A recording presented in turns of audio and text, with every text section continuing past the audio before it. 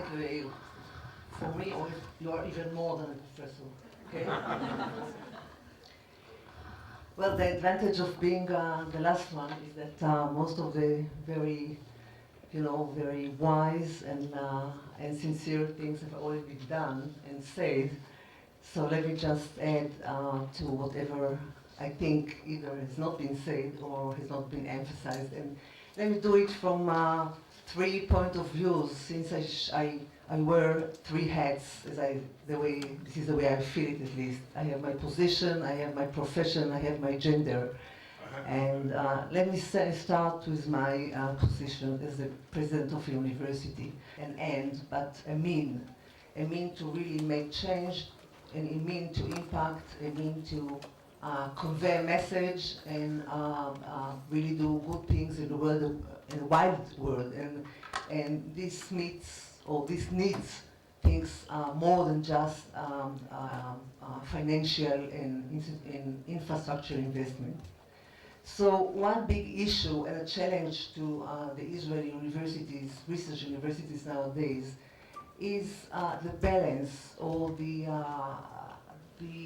very delicate, I would say, debate around quality versus accessibility. And I know you all know that within the last 30 years, Israel has made a remarkable job in increasing accessibility to higher education from around 20% 30 years ago to almost close to 50% nowadays, which in itself was a very, I think, very important goal in the life of this country. However, the price, I think, and I'm afraid, was the result of the academia in general and obviously research as well. So one thing is to really try to figure very hard how to accommodate to the need for higher accessibility to higher, or for high accessibility to higher education versus quality research, and this is not at all simple.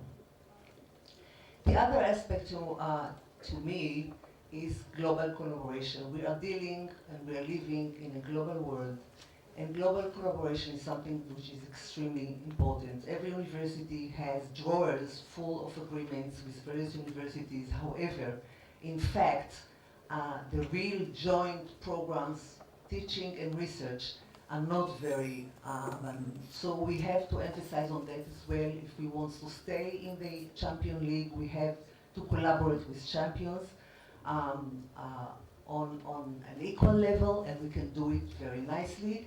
And to a certain extent, we can build very much on the fact that we have our graduates all over the world, and especially in the US. So on one hand, it is a great disadvantage to us. This is the brain drain. But on the other hand, we can utilize them. We can actually build on them to build collaborations between institutions. There is one issue that I think we're going to address later on, so I'll go to the last one, which is what I call the value and leadership education. During the past several years, we have been, I think, very successful in training our students. This is one of the reasons why our graduates are so good. They are very well trained, but in a way spoon-fed. And we geared, rightfully so, very much towards high-tech, towards biotech, and less towards what have already been mentioned, value education, leadership, and general understanding of the world. And I think in order to make an impact, in order to be able to change in the Champion League, we need to have much more than just trainable graduates who are very good in biotech and high tech. Now, the other capacity in which I'm going to make some points is my profession and rather my, I would say, scientific relationship, which is clinical research. I used to be, at least until very recent, a clinical researcher, and I think this is becoming an extinct species in Israel. And this is very serious, because when you talk about medical research, this is one thing. Biomedical research done by physicians is something different and very, very important. Because the type of questions and insights and ideas and solutions that an MD that is very versed and very good in science, that an MD brings from the bedside and from the clinic cannot be matched by anything else. And in Israel, unfortunately, this type of species, that I said, is very endangered. And unless there is a national move to really improve that or remedy this situation, I think we are going to find ourselves in a very serious position where medical research done by physicians, by clinicians, is going to disappear. There were some things that were done during past years by the Minister of Health, and I have to mention here the late Professor Rami Rachamimov, who actually put this item on the national agenda, but little has been done, very, very little. And this is one thing I urge the government to really take into a serious consideration.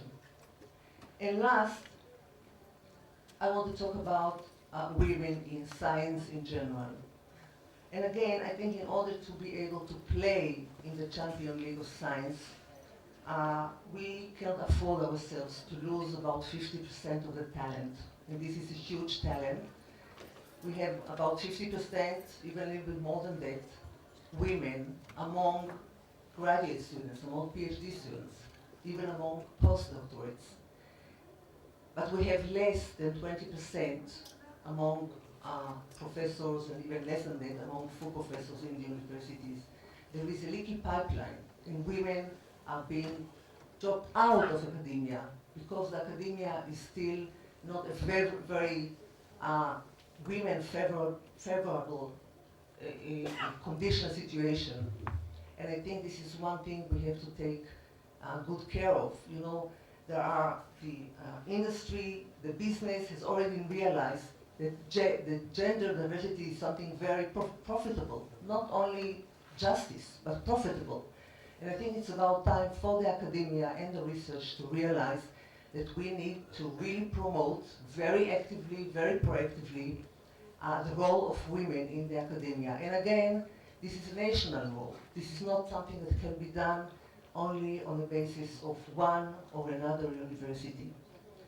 And this is another thing I want to mark and say, there is a place here for the private sector as well, because we all know what are the challenges that the Israeli government is confronting, and they are huge. And if you really look in terms of what has this country been achieved in view of all the security issues, of all the wars, of all the terror attacks, etc., it is really remarkable.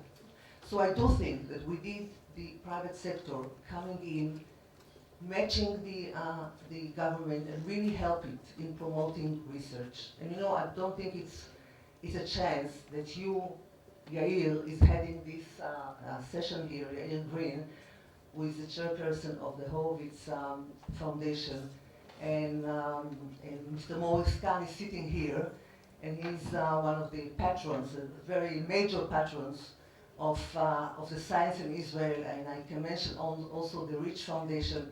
And these foundations have really, you know, came forward understanding that this is what we need and this is the place.